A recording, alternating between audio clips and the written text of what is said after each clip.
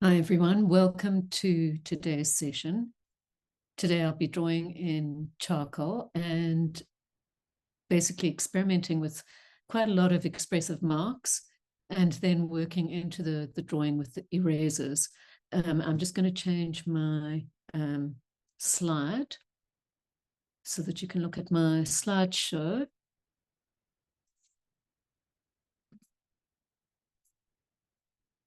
Okay, so I've been looking at quite a lot of artists on Instagram and actually on YouTube, TikTok, and I've found quite a lot of artists, actually Pinterest as well. Pinterest is an awesome place to look for inspiration. And I came across a few artists that work in quite an expressive style with charcoal. And I found this artist called Jennifer Anderson, and she does these interesting expressive marks and then works in a softer way and uses birds as subject matter. I love drawing birds. It's one of my favorite subjects, that and portraits. And I'm in the middle of school exams. So I just thought it would be wonderful to actually do something that I really enjoy drawing. So this next slide, I'm not actually quite sure who the artist is, but it's also very expressive, very dramatic, and it's a subject matter that I love. And in particular, the raven, I really, really enjoy drawing ravens. There is just something about them that attracts me, that I just find fascinating. And it could be their color, it could be their symbolism, but they really are very, very interesting birds. And Josh Hernandez, who is probably known better as Mad Charcoal, does these wonderfully expressive drawings. It starts off very, very loose with all these loose marks and then draws into the marks that he makes with erasers and again with charcoal. So this is one of his drawings of a wolf. I think it is a wolf. And he doesn't, I haven't found many drawings of animals done by him. He tends to be more of a portrait artist, but we could always do a portrait in charcoal, but I just thought nice to draw birds. They're not too demanding, and you don't really have to get much of a likeness. So it's a much easier subject matter to draw. I managed to find one of his demos and I am sharing it here. So about 30 seconds. Okay. Sure. You forgive me. So there you can see how loose he works.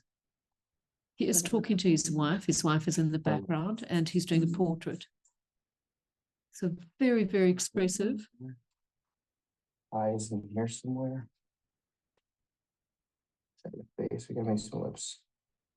Lips will be like right in here.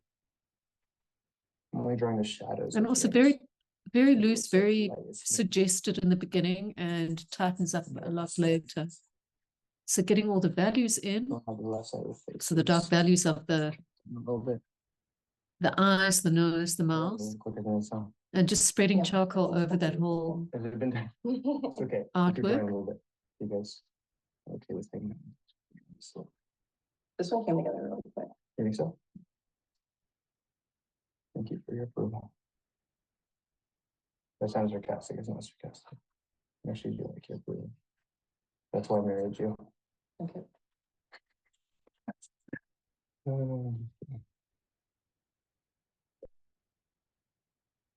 And quite interesting, not only drawing in the form, but actually drawing in the negative space in the background as well. And now he's going in with the eraser. So he's got a putty rubber. Two. And he's drawing in highlights now. Okay, I'm going to move to the next slide because that's just repeating. So I've got my reference here. I'm going to start with this particular bird. And before we do that, I think I'm just going to show you the materials. So I do have charcoal that's been sanded into a jar. And I just used this little I think this is used for sharpening charcoal or pencils, but you can use normal sandpaper. But this is a lovely thing to have in your art kit.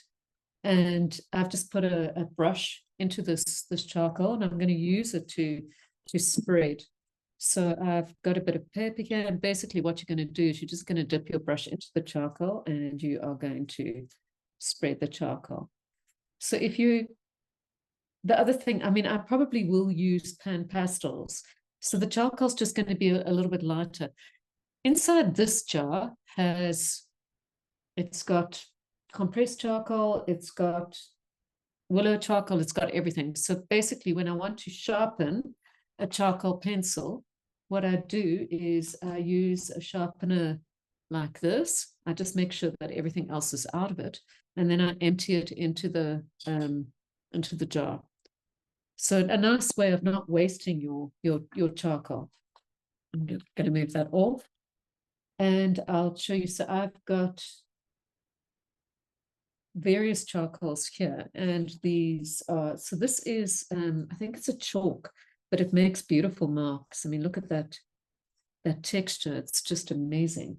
And I've got a bit of that's just willow charcoal, and I've got some compressed charcoal that is going to give us a very dark mark, so that's quite wonderful. Okay, so that's all the sticks I've got, and then I've got various charcoal pencils. So I've got a hard pencil that's quite nice for detail. And then I've got, I think this is a softie. Yeah, look how soft that and dark that one is. You can use any brand. I think this is a medium. I just like having those because they give me a little bit, I can get a little bit of detail in, with them. I mean, you also get these ones that are encased in wood, but it's the same thing. I just really do like these ones because I can sharpen them, and then I can use obviously the shavings for when I want powdery charcoal. If you haven't got a charcoal pencil, you can also use a colored pencil. So either something like this Krita Color Thundersoft. This is a beautiful colored pencil. And then the Stabilo All is going to make a very dark mark.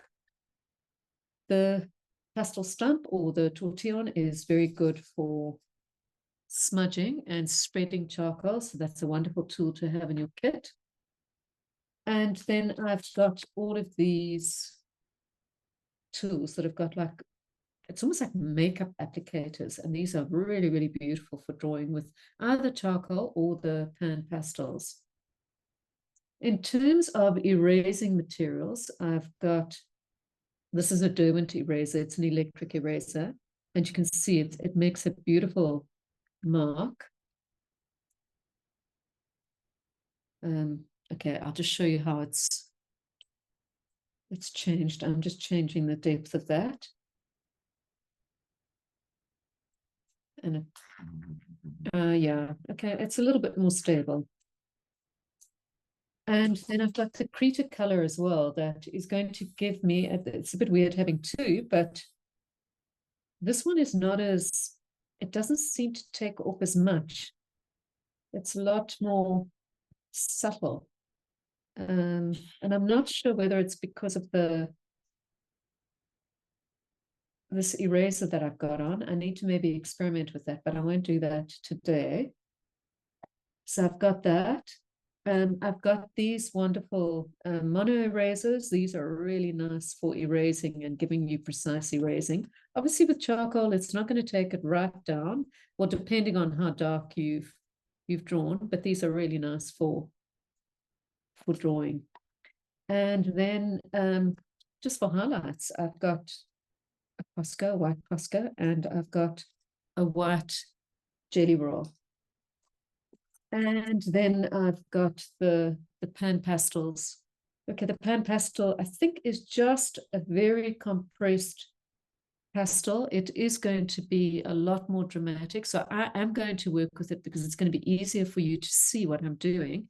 And then you can apply what I do to charcoal. So it's exactly the same process. I'm just going to go with the pan pastels. And I think that is it. Yes, I've covered everything. Okay, so I'm going to move this aside and I'm going to start working on my paper. Now, my paper that I've got is, this is 300 grams and it's a mixed media water-based paper. I just like it. I mean, it doesn't necessarily have to be water-based. I like it's got a slight texture and it can actually take all sorts of things. So if I decide all of a sudden to start adding water into my drawing, which I'm not going to do today, I can do that.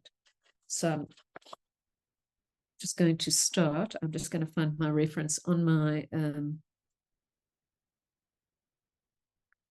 iPad. I've got my little iPad just off screen. I don't really put it on screen just because it creates awful reflections. So I'm just going to start drawing, and I'm going to start drawing with this tool. Now, remember, you can actually pick up a makeup applicator, and you can do the same thing. So very loosely,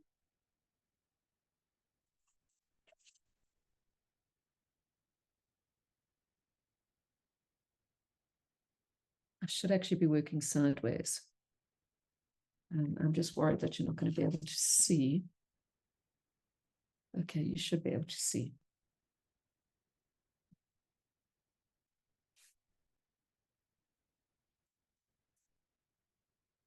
And just loose expressive marks.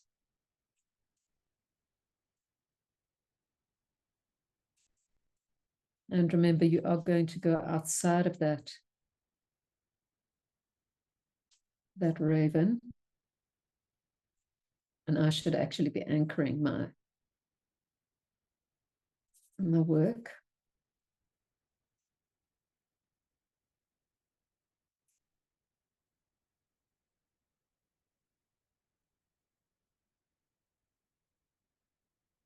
Actually, it's wonderful to draw like this. It is really freeing. It's relaxing. There's no stress on getting things right at the beginning.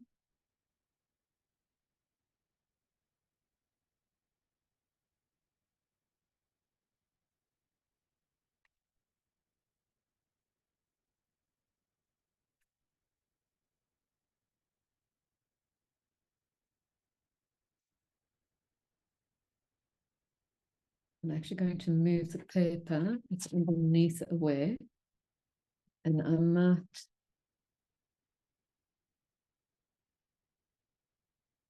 okay, I think I'm going to be able to hold it a little bit better now.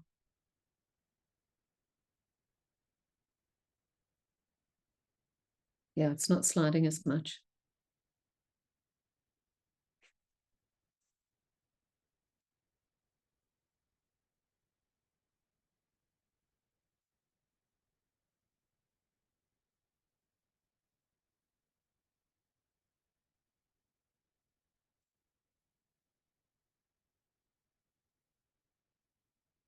Taking my glasses off.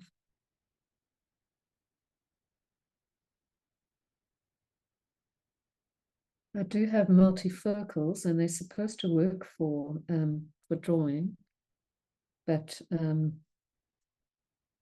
yeah, I just find I see better without them. And I have my eyes tested on a regular basis, and I replace my glasses quite often, so they should be working for me. But yeah, maybe it's just habit.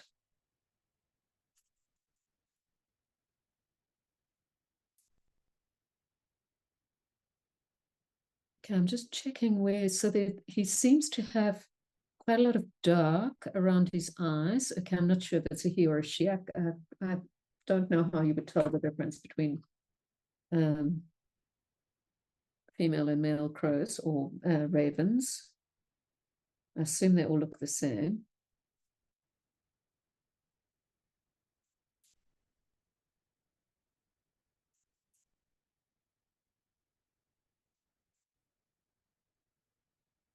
Okay, so he's very dark, or she's very dark on the front of their body.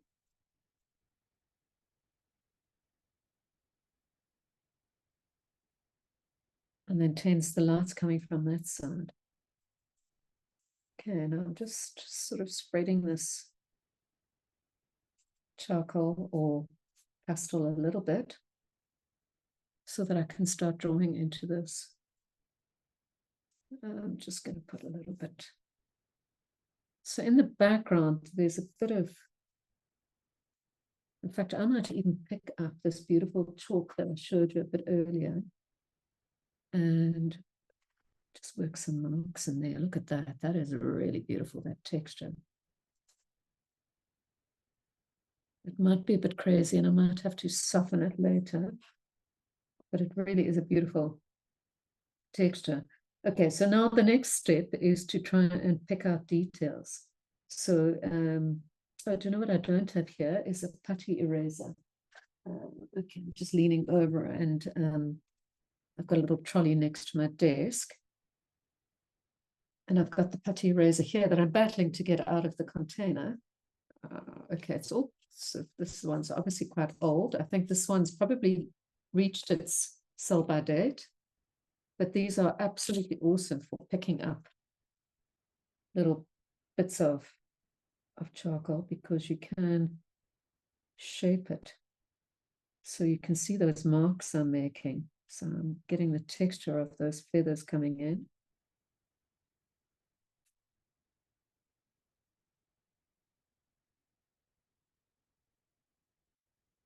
And this pan pastel is quite dark, so I am going to probably have to go for a way more vigorous eraser.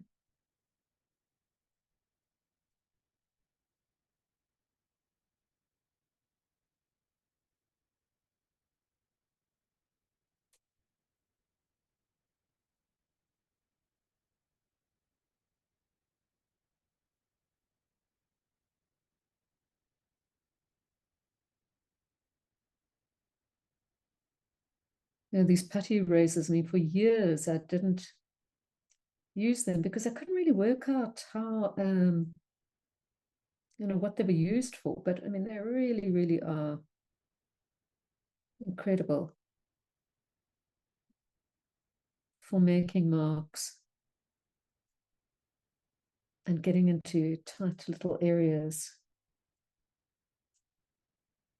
And then when you, when they get really dirty, you just massage them and you give them a good massage.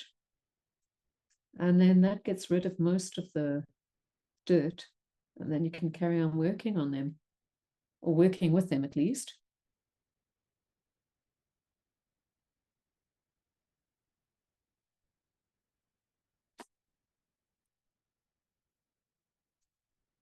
Okay, I'm going to go with my electric eraser. And I'm hoping it's not going to make too much.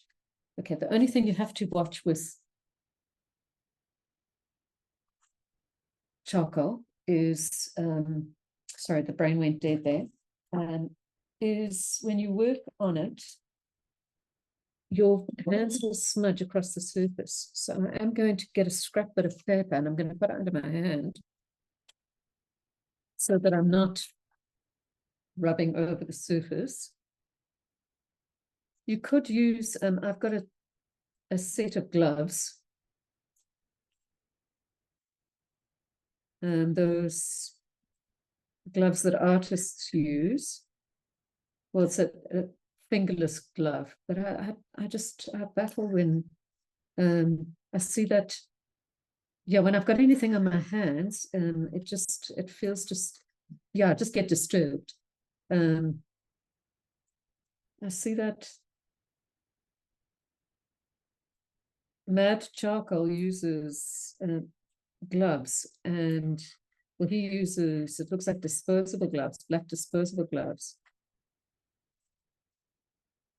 But I haven't been able to do that. And as a result, I think my hands are in a shocking state. And I do look at all the, I'm a school teacher, high school teacher, and I do look at all the ladies on our staff and how beautiful their nails are, and they have these wonderful manicures. And I can't do that because my hands get completely trashed by the art materials.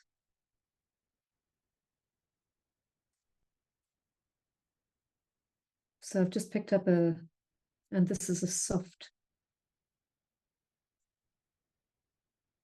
woodless charcoal pencil, and you can see immediately that it's giving me detail. What's quite nice about this technique is it's done all the work for you already. It's put down quite a lot of values, and I think it can speed up your drawing significantly. So if you are working at something and you need to get it done quickly, then this charcoal is the technique.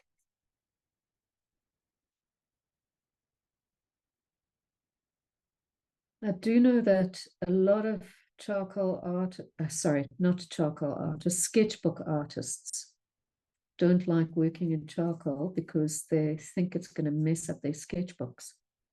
But I've used charcoal in sketchbooks, and if you just have a good fixative, it should actually be fine. It shouldn't actually do anything to your sketchbooks. I haven't got my little sketchbook handy, but if you have a look on my Instagram, and I've got a little sketchbook that's a vertical format, and that has a charcoal drawing in it, and it's perfectly fine.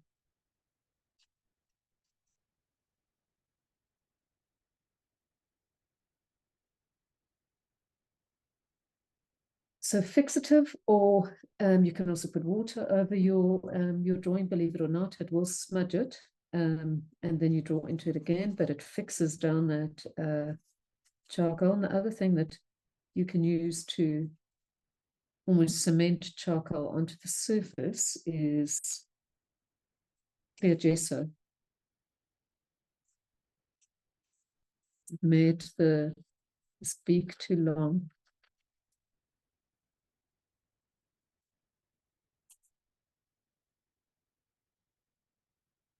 Which I'm wondering if I should make some.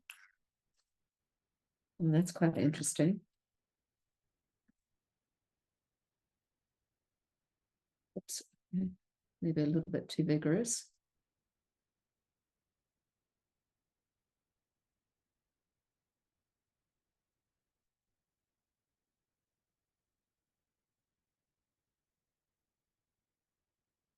I'm just going to pick up my work and just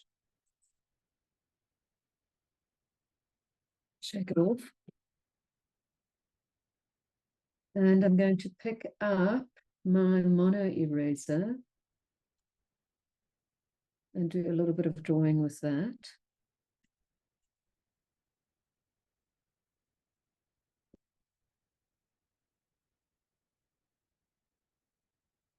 So because I've put so much charcoal down, if I want these to really, really stick out, I'm going to have to maybe do them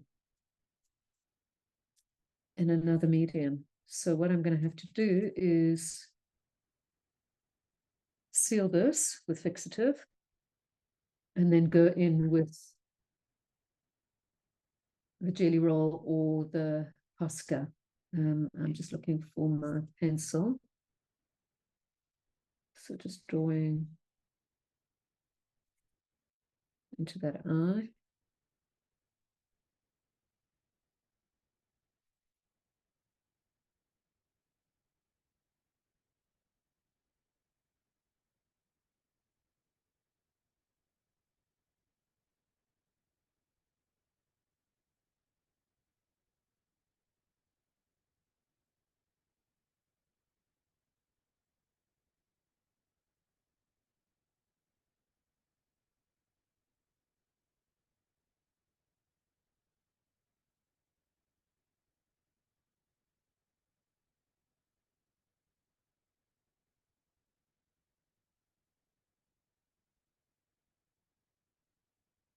And this is the pastel smudger or the tortillon.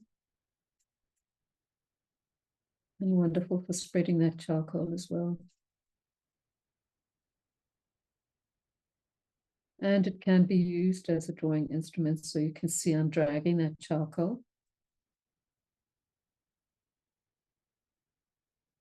And in fact, you can rub this onto the pastel or charcoal, and it is going to make marks onto that surface.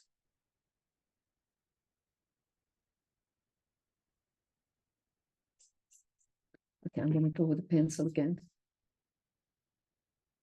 Charcoal pencil.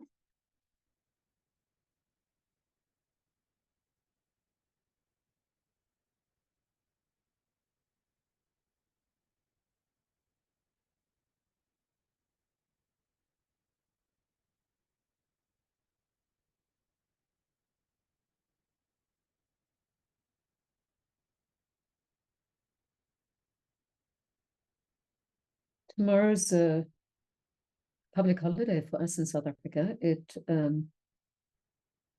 is our election day.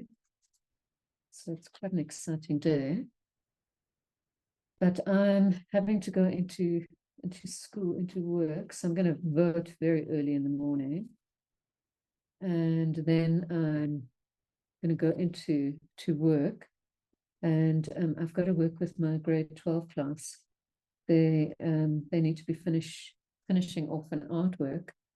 And we've just run out of time. So I've volunteered to go in. Some of them will probably have to vote first or after the session. But we are going to be spending the day at work. The nice thing is it will be wonderfully quiet, so we won't be interrupted by anyone.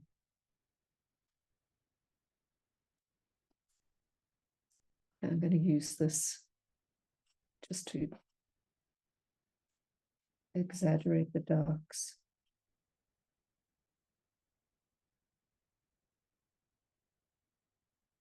This was a chalk that I got from a friend of mine. I can't even remember what it is. I think it's called blackboard chalk. And it's used by the Waldorf schools. So if you are interested in what it is, maybe you can look up the chalk that they use. And they have it in all different colors, but I mean, it really is an amazing medium. I mean, it covers quite well.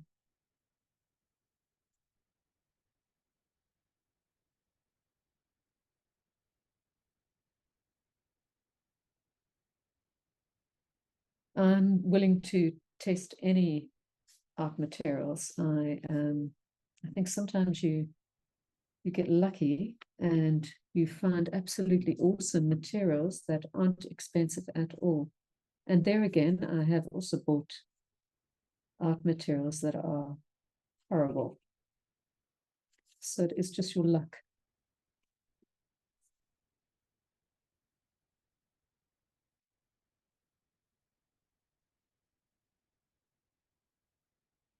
But I have on occasion picked up student quality stuff, and the student quality stuff is absolutely incredible.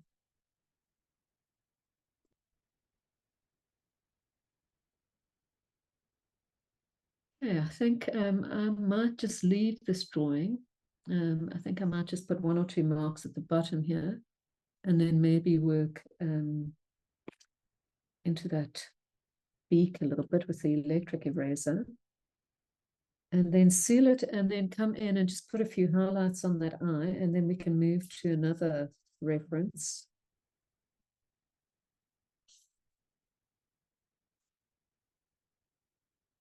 And it might be quite nice to actually just have 1 or 2 marks, expressive marks, that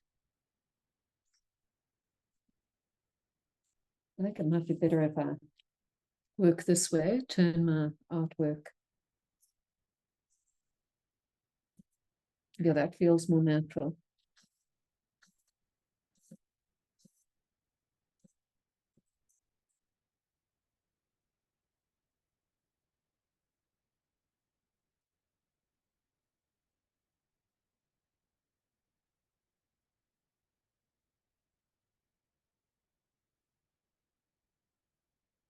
And I think I'm fairly happy with that. I might just go and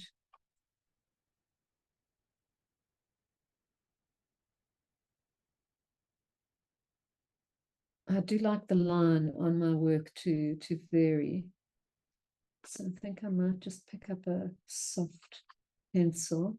Actually, let me try so this is the Stabilo ore. Just going to put, might be too dark.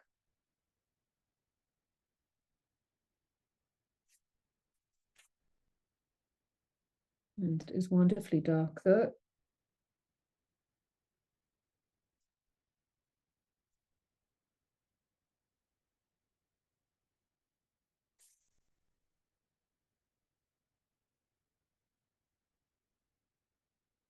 Okay, I think I'm just going to spray. So when you are using fixative, you need to test your fixative before you go and spray your masterpieces. So if you do a wonderful drawing and you spray fixative on it, I bought an artist quality fixative not so long ago, and to my horror, when I sprayed my artwork, it left a whole lot of white dots on it. So what I suggest you do is you take your art materials and you just make some marks on a cheap piece of paper, spray it and see what the fixative does, because it could be doing, I mean, if you've spent a lot of time on an artwork and then you end up destroying it just because of the fixative, you are going to be very unhappy. This one that I've got, I think it's a South African brand. So this is Rolf's, and but look around. The Rolf's is not a bad one. The one I used previously was really, really awful. You should be spraying in a well-ventilated room. And basically you need to be about 20 centimeters away from your artwork. And you need to spray with continuous strokes. And then you let it dry. And if need be, you put another layer on the top. I'm doing something very bad. I'm just going to turn around and spray. And then, but I do have windows and doors open in my studio, so it shouldn't be too bad. Okay, so I've sprayed that. I'm going to let that dry, and then I'm going to come back to it and add some more white details, maybe just into the eye area. So I'm going to move that aside, and I'm going to move to another reference. So that actually went quite fast. You know what? I surprise myself sometimes.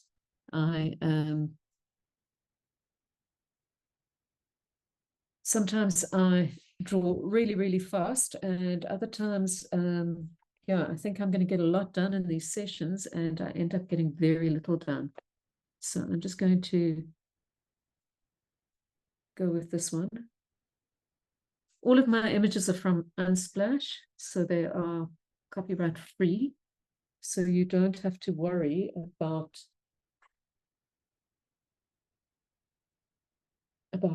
getting into trouble using them.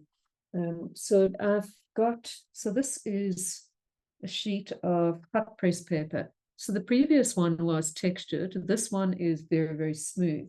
And it's going to be very interesting to see what happens. And I think what I'm going to do this time is I'm going to try a little bit of this charcoal. So this is just the sandpaper charcoal. Yeah, it's not really giving me the effect that I want. It will give me some soft marks. So I'll put some down, and it will be easier to erase. And because there's some very sharp bits, it's making some weird marks. You might not be able to see it on camera. And my brush might be a little bit too soft. I paint with soft brushes, even when I'm working with oils. Oh, this one, okay, so this one's making a more dramatic mark. So this is a stenciling brush, so it is going to work a little bit better.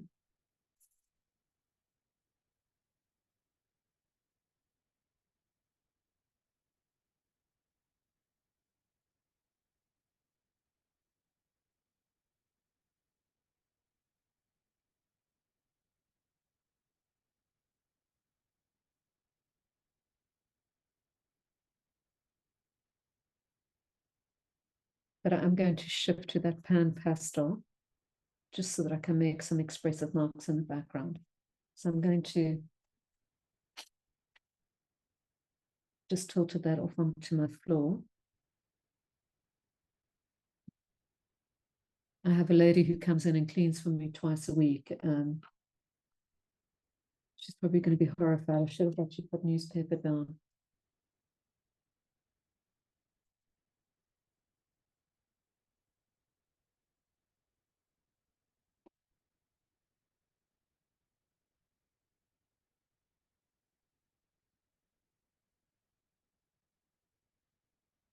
The lady that well, my home help, who cleans for me twice a week, is also a sangoma, and that's basically in our country a traditional healer.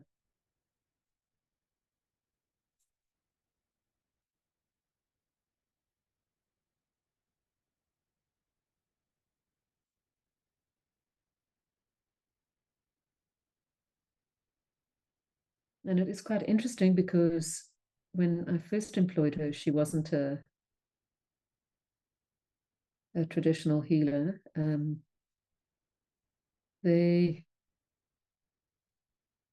have dreams and they get called to take on the role.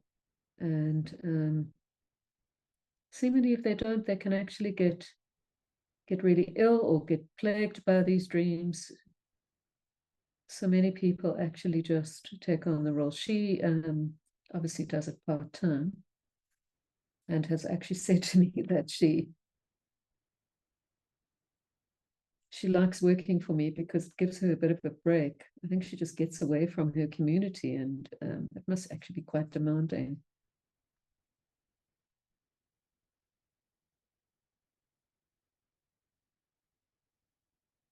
I am sort of looking at the direction of these wings. Actually, maybe I'm sorry, I'm talking too much and not really focusing.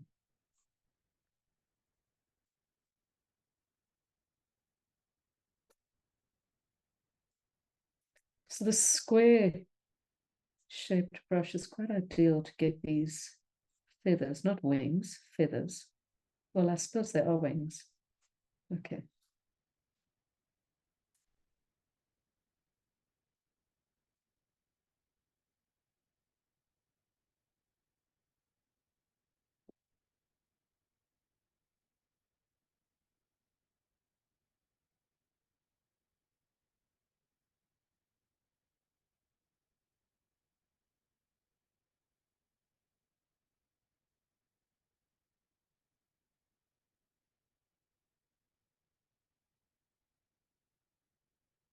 I think what I'm going to do again is I'm going to go with this chalk and just put a few marks in at the bottom.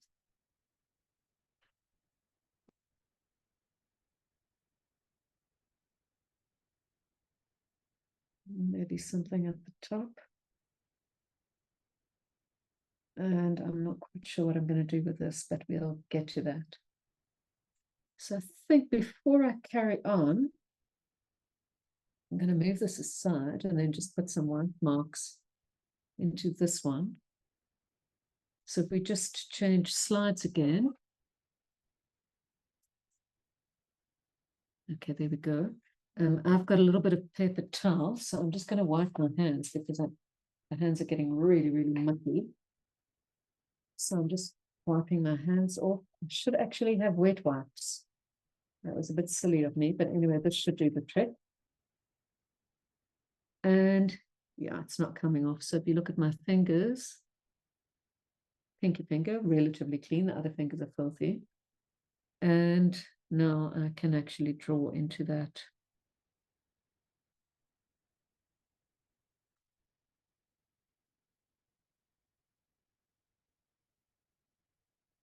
And the jelly roll covers quite well. So that's really, really lovely. And you can make some little precise marks. And it just exaggerates that, the whites. I will only buy a number 10 jelly roll. I won't get anything smaller than that just because I end up destroying it. So the 10, it works for me.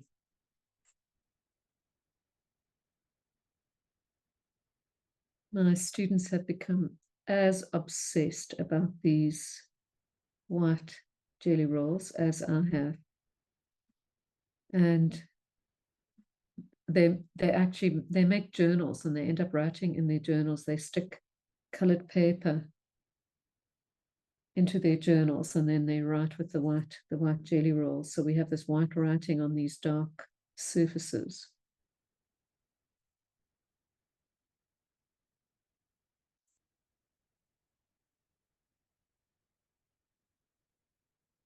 You might just have to scribble with it because the charcoal might actually get stuck in the,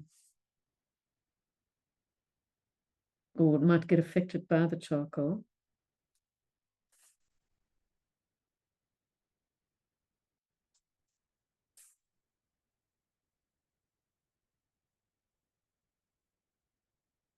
And I'm not sure. I think I may put a patch there with the Poscas. Poscas, you always have to shake before you use them and give them a good pump.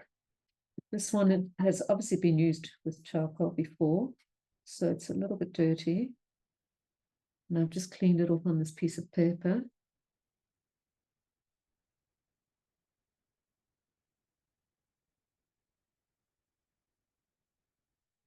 And I'm going to turn this to the side.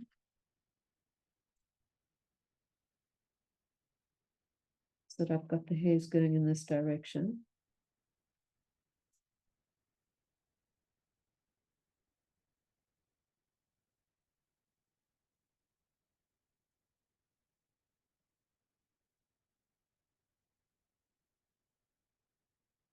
And I'm just looking at the rest of this bird. So just over here, I think there's some marks there as well.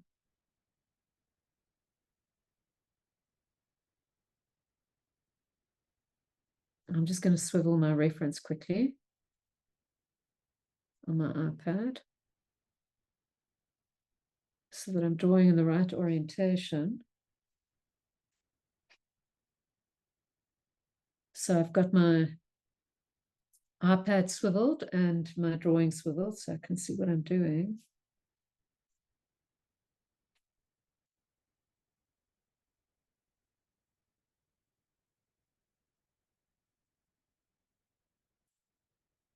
I absolutely love Poscas as well. They are really the most amazing. I've tried all sorts of markers, and I do work with transparent markers, but the Poscas cover really, really well. So they're a nice substitute for acrylic paint. So you can see that there's a little bit of charcoal being deposited on the side here, which is not so good. So I've just taken that putty eraser and I'm just trying to clean it up a little bit.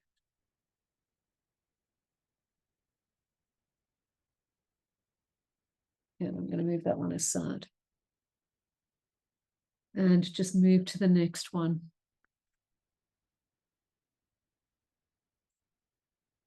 Oh, I've just noticed that my computer is not plugged in and it's gone into battery saving.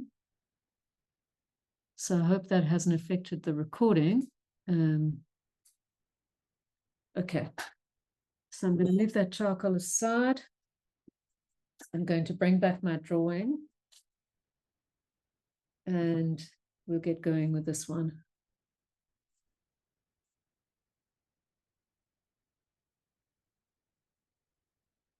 Okay, so starting to put more detail in it. This is very grungy, so I'm just going to change that for another piece.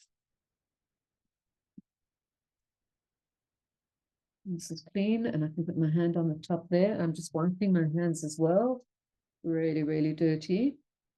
And I'm changing my reference on my iPad so I can see what I'm doing. Okay, and I'm going to start focusing on the head of that bird because that's obviously the most important part. So I'm going to go with my little erasers first and draw into that.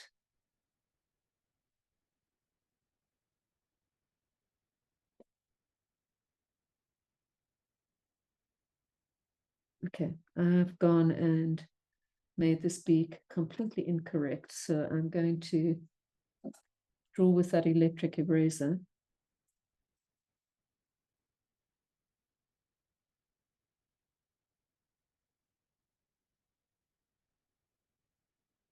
Actually, I've changed my mind. Let me see what the putty rubber is going to do.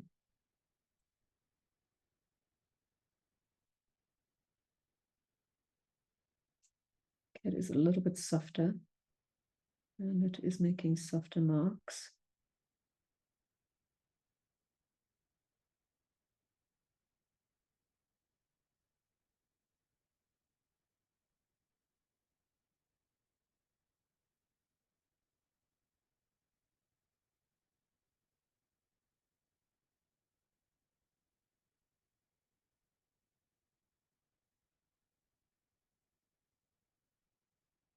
Pick up that eraser again.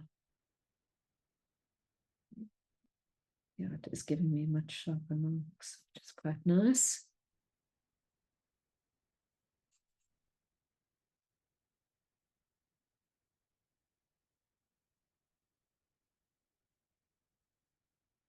I do tend to draw with quite a geometric mark, and then I go in and I soften it.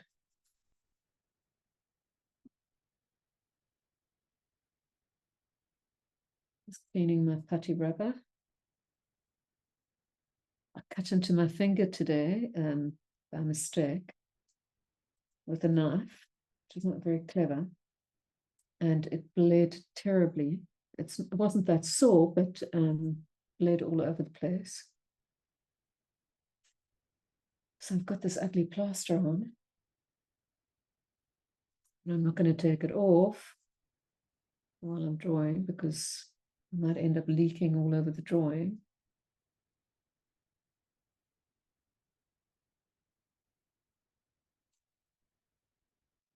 I'm loving that mark at the top there. That's really lovely.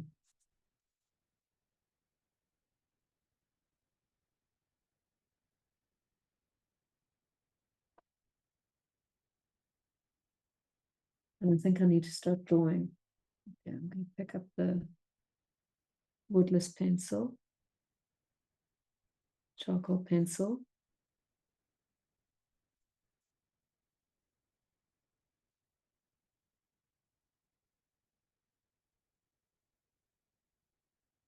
Really beautiful, precise marks.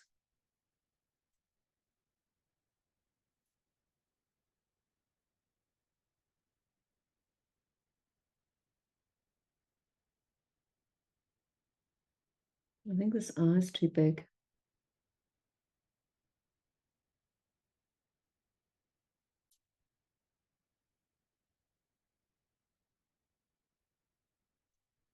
But as I say, it doesn't really matter if there is some exaggeration in your drawings, because drawings should always be an interpretation of your reference, unless you are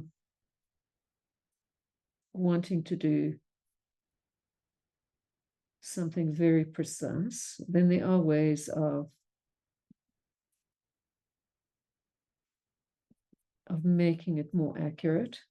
Obviously, you can grid your drawing, but I quite like distortions in a drawing.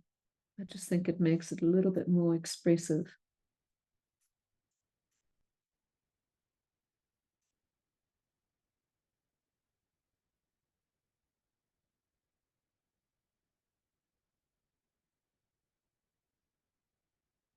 I had a feeling I was going to enjoy this one a little bit more than the first one.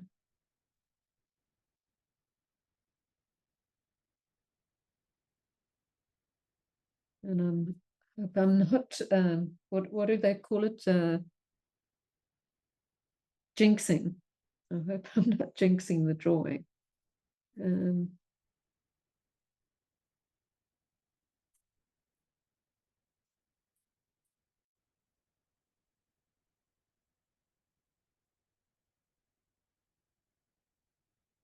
It does take me a while to get into the drawing. So it takes me a while to warm up.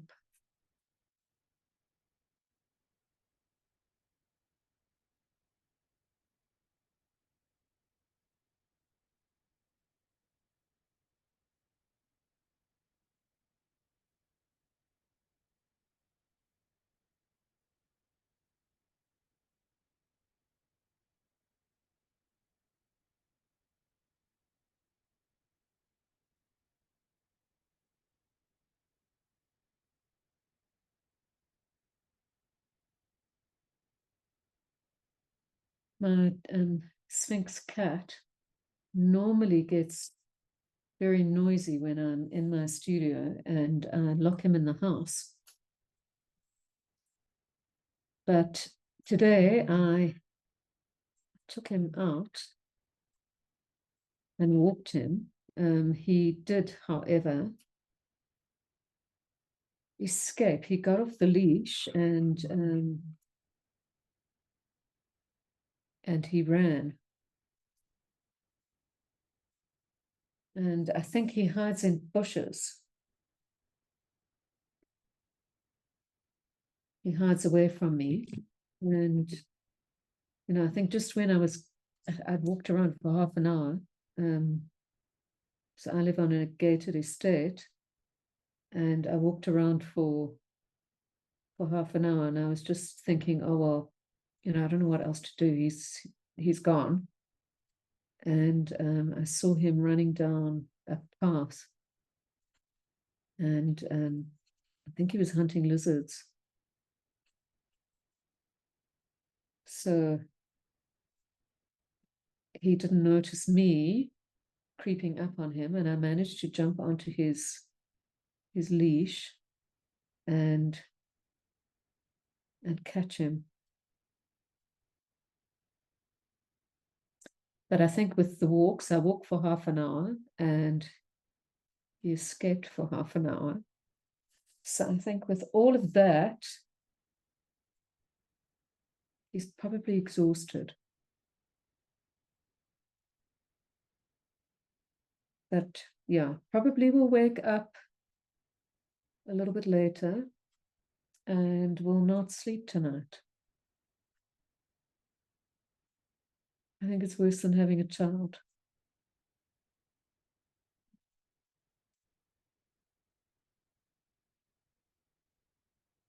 And unfortunately, I did have another cat, but she was very old and she died a year ago. And we've just decided not to get another, well, not to get another Sphinx at least, or another cat, just because he is so difficult. And I think having another cat will just be double the trouble.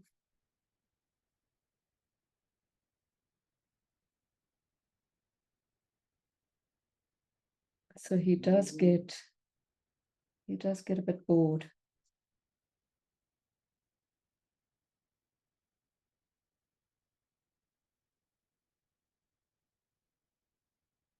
Okay, I'm just doing lots of drawing with this eraser, with this mono eraser.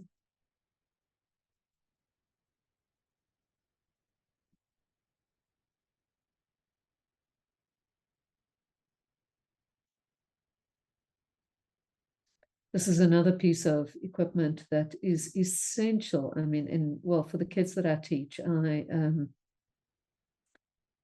I do give them each one of these. And then I buy a whole lot of refills.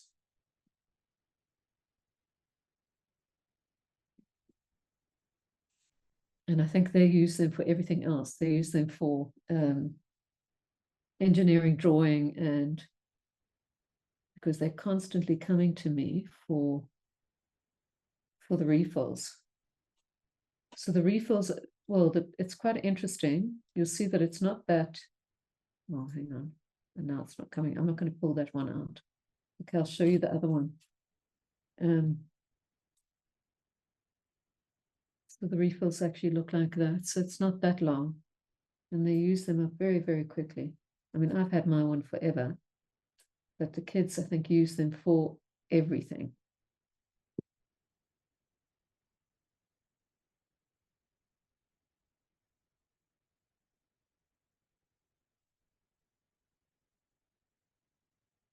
I'm going to not draw with that, actually. Maybe now that I, sorry, changing my mind.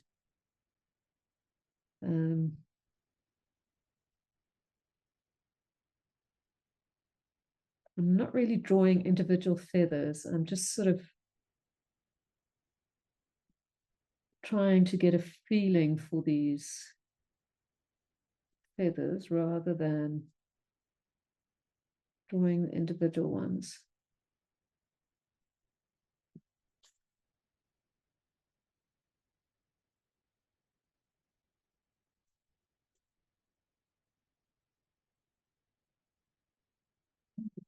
Sure about all of this at the bottom.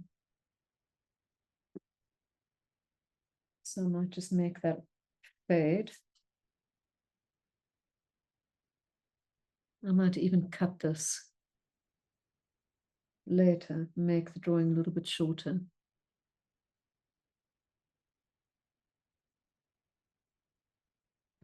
And I can see now that I'm looking at the screen, I can see that it's the wrong angle as well. So his body goes out and then it sort of goes in.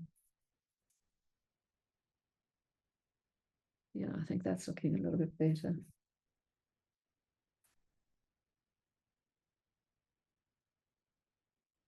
So I think what I'm going to do is I'm going to pick up one of these tools again, and I'm going to put a little bit of the pen and pastel against the edge of that body. Actually, that line's wonderful.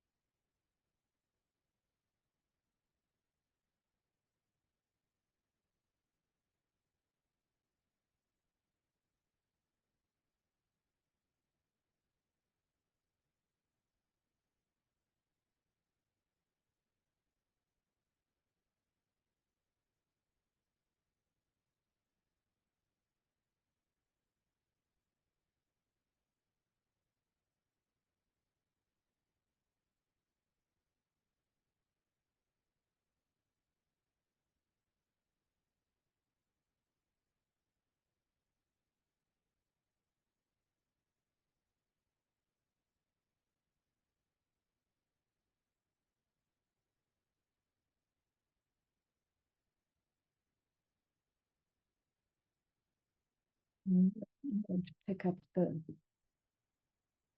pastel smudger and just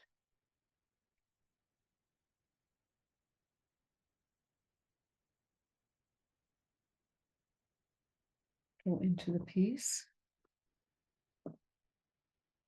And I think I'm going to break up this big mess at the bottom.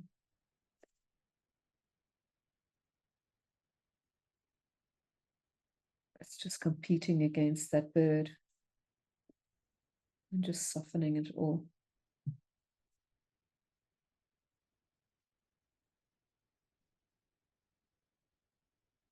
It did have a wonderful texture, but it's, yeah, like I said, it's just competing against that bird.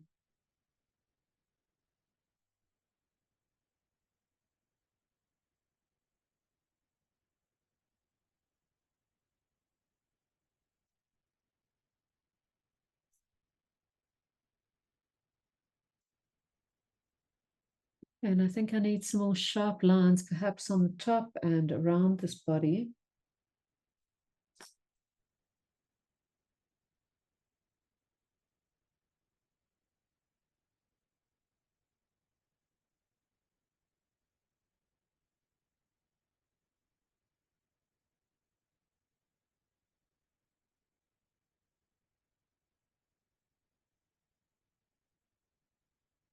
This is a medium pencil, I just checked.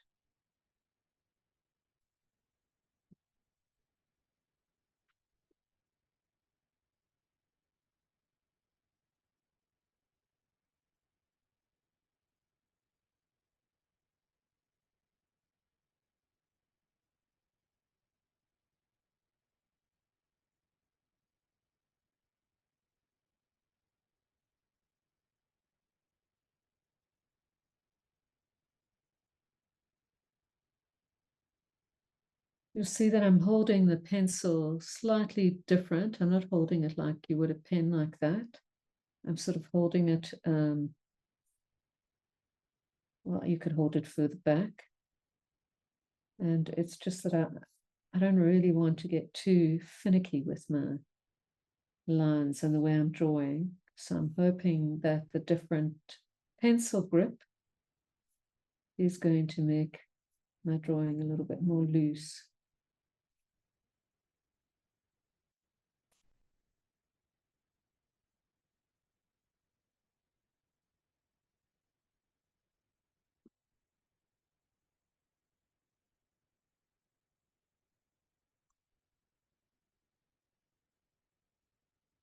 And just tightening up a little bit more up here on the top of the head.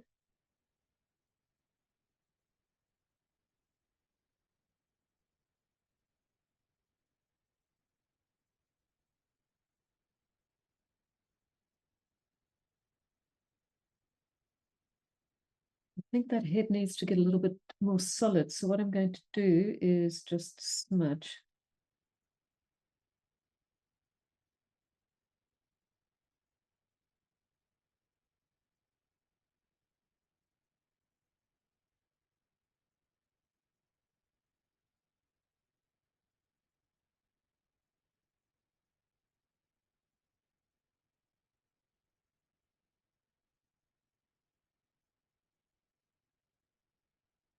And I'm not sure if I'm happy with all that scribbly. I might go in with the putty eraser and just simplify some of that.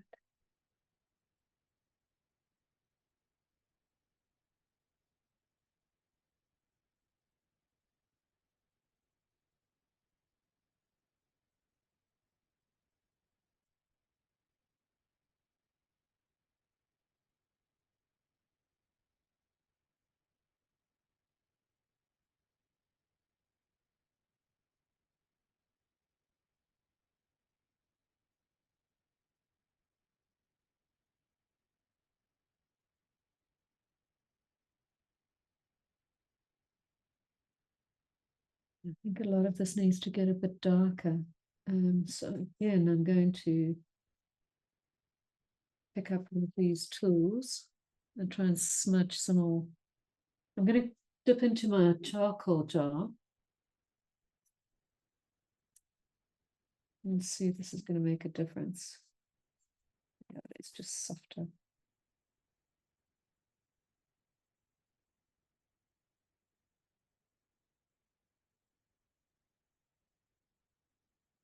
So I think it's just unifying that body a little bit more.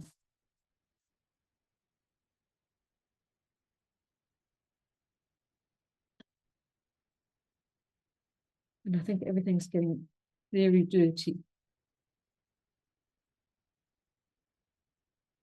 So I'm just going to grab myself another piece of paper.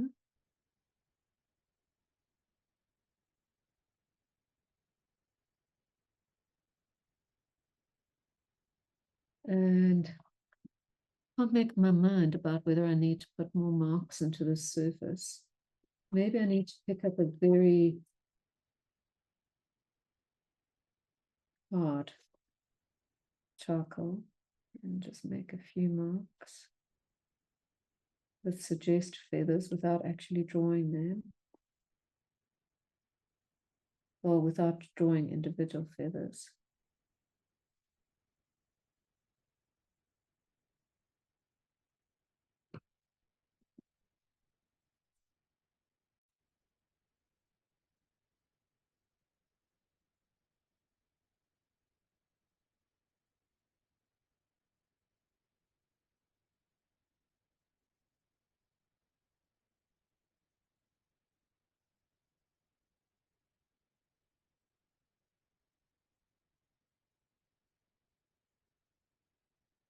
I think I need to work a lot more darks into that head just to really, really exaggerate it.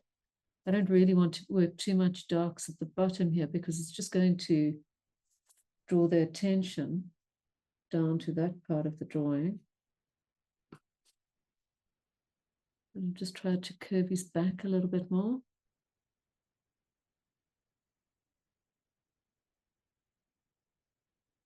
Okay, I'm going to work with a very soft pencil into that area. I think this is a soft charcoal.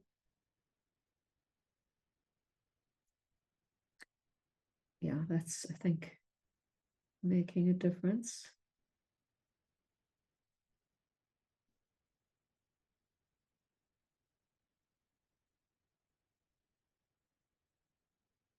Really just pushing that head.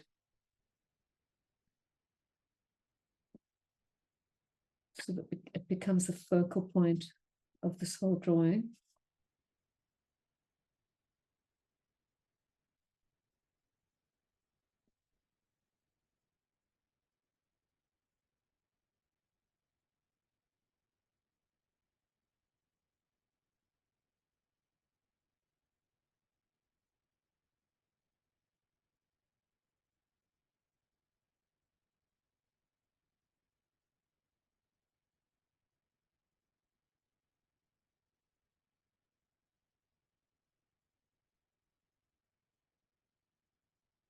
I'm just going to soften that beak with the smudging stick.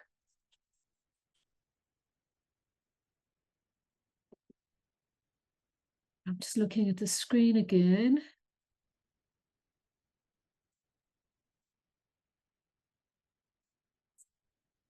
So I think these wings are suggested enough. Maybe I just need something coming in the bottom. And I'm just looking at the tone.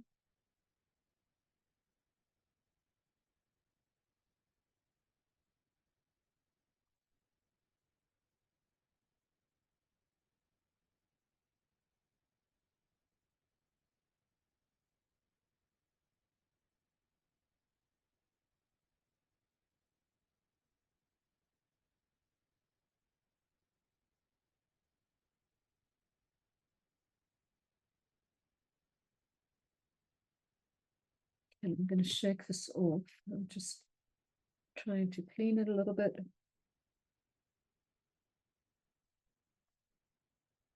Shake all the little bits off it. Actually, I think before I do that, I might just go with the electric eraser again.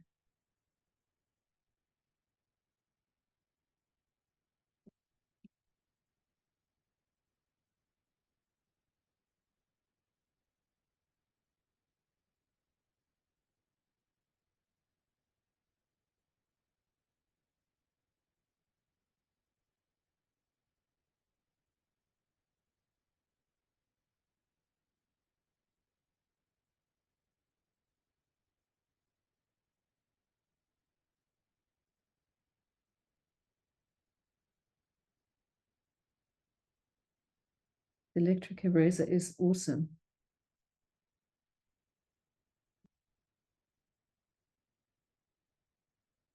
just is not as easy to control as the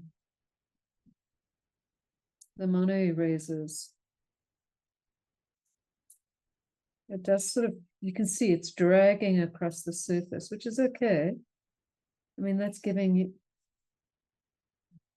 oops, okay, I need to turn this. If I'm going to do crazy marks like that, then it needs to flow, my arm needs to flow.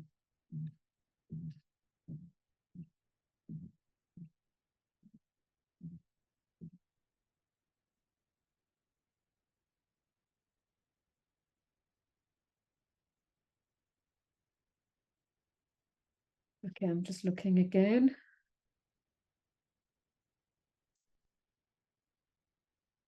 I think I need to define that edge. Spray it and then maybe come in with a little bit of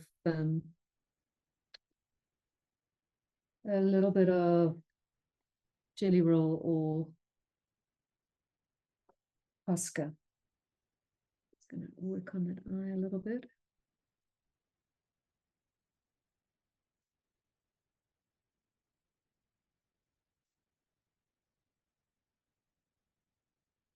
Put a nice little edge on this drawing here.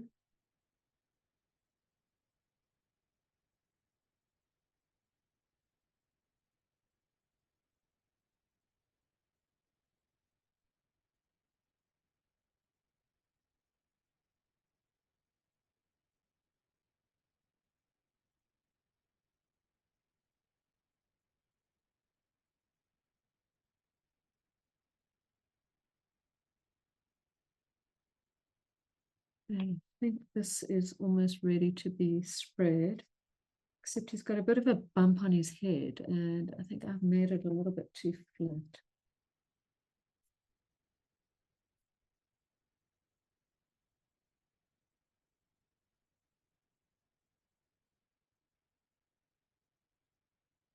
I think that's helping a little bit. Okay, I'm going to spray it and then work into it. So just getting all the debris off. And remember, about 20 centimeters away and continuous. And that's one spray. And I'm just going to turn around and do another spray.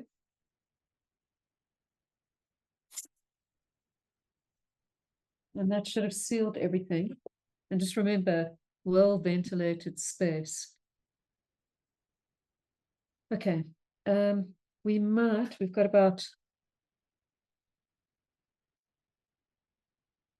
15 minutes left. We might actually be able to rush through one other little drawing. So this is slightly textured. Shall work on this side. And this is mixed media paper that is designed for water. And I'm just going to move to the next slide. And I think we can attempt to do this little dude.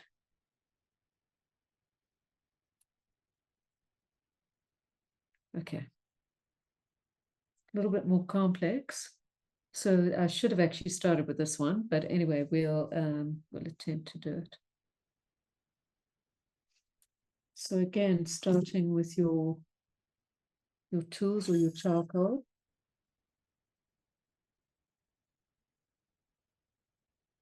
That screeching noise is, and I think every time I teach, I explain it, it's our water tank.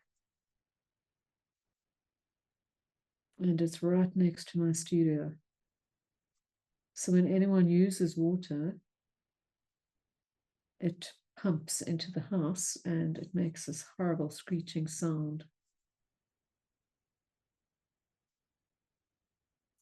You'd think that the people that design these things would realize that in a domestic situation, no one wants to hear that screechy sound. But anyway, we have a water issue in our country, and yeah, we've just got to live with it. So I do apologize for the noise.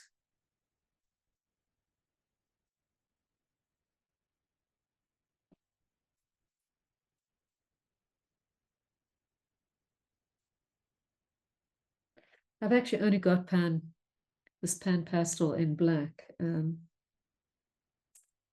think it would be very interesting to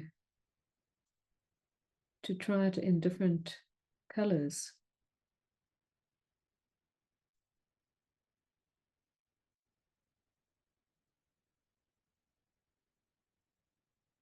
We've had some artists doing demonstrations online. Well, I've noticed people doing it, but I've never really engaged with it much. But it would be an interesting thing to play around with in color. So I'm just focusing on the silhouette of that bird and just checking the time.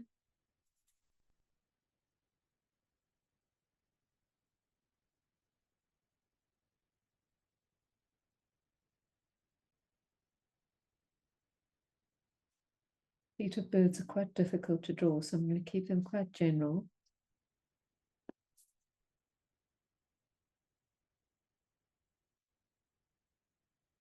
Okay, I think I'm going to just smudge over most of this and then start drawing into it with the eraser.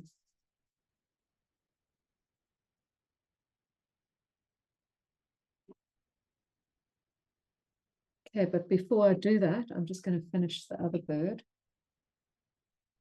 Just shaking that one off. I'm going to pull this one back in. And I'm just going to change slides.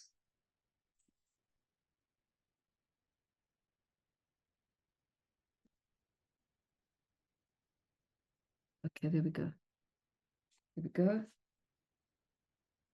The app that I'm using just took a little bit of time to respond. Okay, so I'm just cleaning my hands up a little bit and I'm picking up this jelly roll. Scribbling just to see that the jelly roll's okay. And then doing a little bit of drawing into this.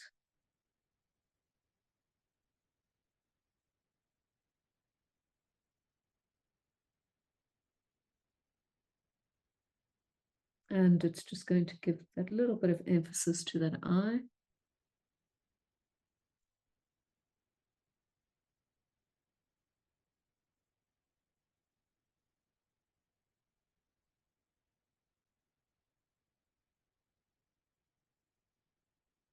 And it's just emphasizing that head part of that bird. And you could go in and draw a lot of those sort of spiny, spiky feathers.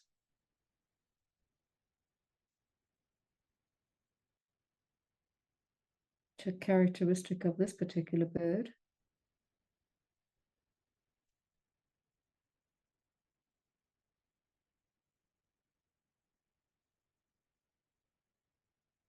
And if you soften them, you can just take your thumb or your fingers and just rub over them, and then they'll be less apparent.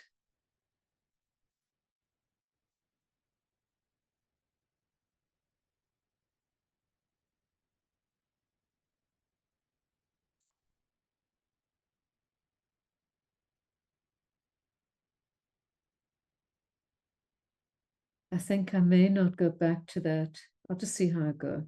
That third one that I started, and then just carry on working with this one.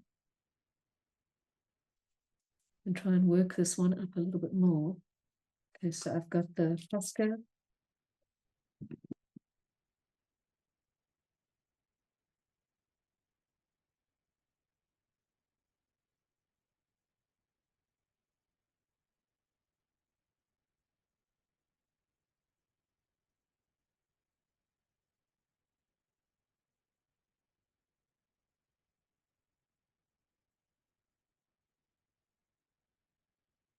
Yeah, and that's just giving that whole head area a little bit more definition. And I did make the beak too high, but that's okay. You could also draw into your drawing with ink. I'm just sharpening my pencil. So this is just a black colored pencil.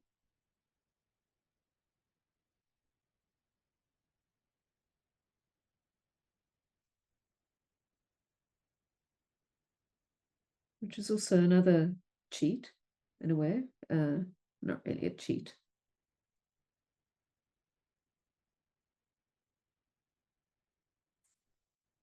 But if you were a purist, people would see this as a cheat. I'm going to just turn this so that I can draw this beak a little bit better. Got this bit of hairy edge on the go. Just want to clean that edge up.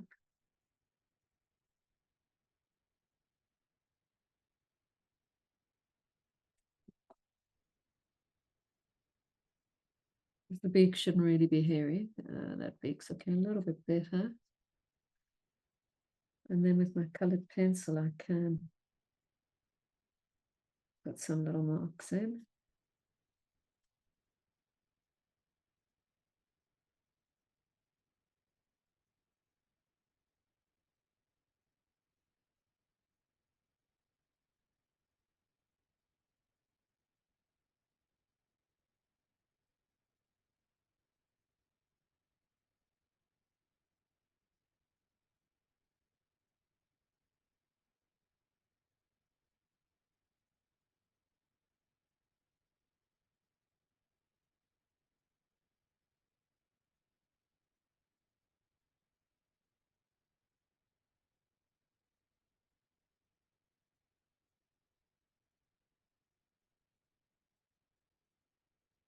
And so the point of this particular style of drawing is to ease you into the drawing in the beginning, because you're just making these wild marks.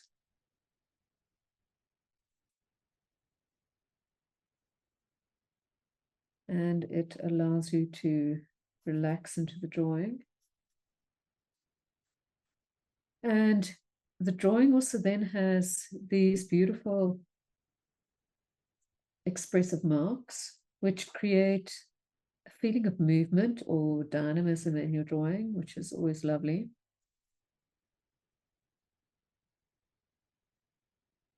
And then you can take your time and you can work up the drawing as much as you like.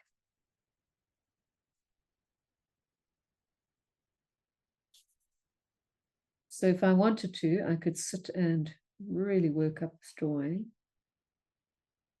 and keep adding detail to it.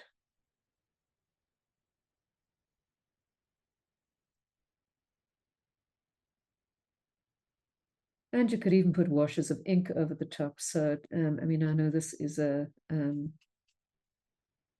raven, but sometimes ravens have like a bluish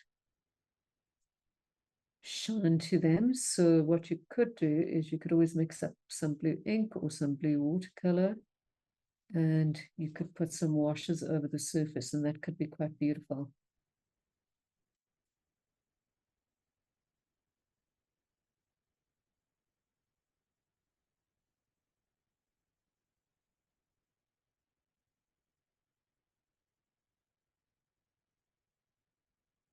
But obviously everything has to be sealed.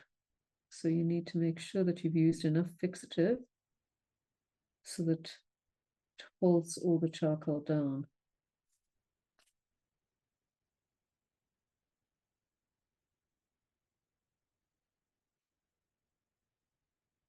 So obviously the Posca is a different color to the white of the paper. This paper is not white, it's almost like an off-white.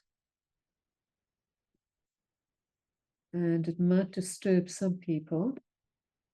I'm not too fussed about it because, you know, I sort of believe that if you have marks right throughout the drawing and not just in one spot, it integrates that whole drawing and it doesn't look as if you've just done something weird in one spot.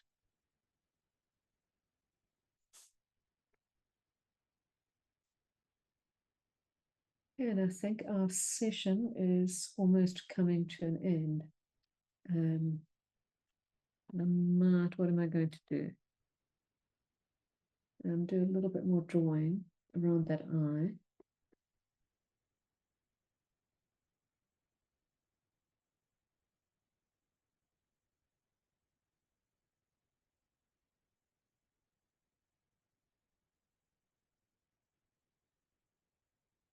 And on this beak.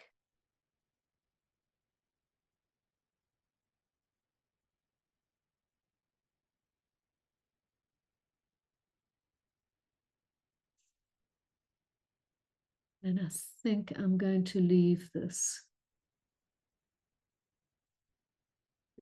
This is the problem. Once you start drawing, you can't stop.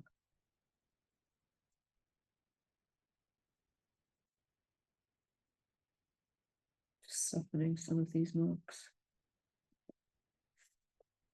Okay, I'm just checking the screen. Okay, and I think I'm fairly happy with that drawing. So I'm going to stop there. And I'm just going to shift my camera and put my glasses on so I can see the screen. And I'm just going to shift back. And and it looks like I've even got charcoal on my face. Oh, anyway. At least you know I've drawn. It's crazy. Okay. Thank you for joining me today, and I hope you learned something and enjoyed this session. And I'll see you in a week's time. Okay, bye-bye.